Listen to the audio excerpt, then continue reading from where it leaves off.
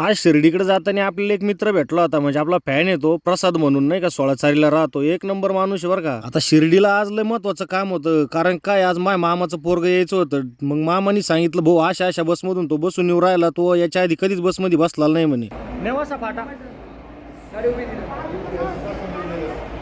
संभाजीनगर काउंटरवर एक साहेबांना विचारलं, म्हणलं नेवासा फाटा बस आहे का? ते म्हणे भाऊ छत्रपती संभाजीनगरला बस जाते म्हणे, त्या बसमध्ये बसून दे, त्या मार्गेत जाते म्हणे ती. आता त्यांना कोण सांगन, मामाचं पोरग अजून आलंच नाही. मी त्याचीच वाट पाहत बस स्टँडवर बसलोय. भरता वेळ झाला भाऊ, 1.5 तास झाला मामाच्या पोराची वाट पाहू राहिलो. आता काय करावं म्हणलं, इथं बसू बसू येणाऱ्या जाणाऱ्या प्रत्येक बसकडे मी पाहू राहिलो, कधी येते. शेवटी त्याची बस आली भाऊ, एक नंबरच बसला होता तो बरं का. विषय काय झाला माहिती का, तिने त्याच्या अख्ख्या उभ्या आयुष्यामध्ये एकदाही स्वतःहून कधी बसनी प्रवास केला नाही, म्हणजे एकटा कधी कुठं गेलाच नाही. तो बसमधून खाली उतरल्यावर तो फुल कावऱ्या बावऱ्या इकडे तिकडे पाहू राहिला. तो म्हणे दाजी बरं झालं तुमचा चेहरा पाहिला, मला आनंद वाटला म्हणे, इथपर्यंत तुम्ही मला सोडायला आले म्हणे, बरं झालं म्हणे. एवढ्या उन्हा तानाचा लांबून प्रवास करीत आलाय म्हटलं, तू काही थंड वगैरे घ्यायचं का, जेवण वगैरे करायचं का? तो नाही म्हणे, मला लगेच घरी जायचंय म्हणे. इथून श्रीरामपूर नेवासा फाटा मार्गे छत्रपती संभाजीनगर बस उभीच होती. त्याला म्हणलं बस या गाडीमध्ये डायरेक्ट तुला नेवासा फाट्यालाच उतरायचं, डायरेक्ट तुझ्या घरीच गाडी थांबन म्हणलं. हा इथपर्यंत आला, यालाच माहिती कसा आला. पण तुम्हाला सांगतो याच्या घरच्यांपेक्षा मोठा धाक मलाच पडेल होता. म्हणलं भाऊ चुकला बिकलं लय अवघड व्हायचं, त्याच्याकडे फोन पण नाही. त्याला म्हणलं पहिलं तू फाट्यावर उतरल्यावर पप्पाचा फोन घेऊन मला एक फोन करून सांग तू पोहोचला म्हणून.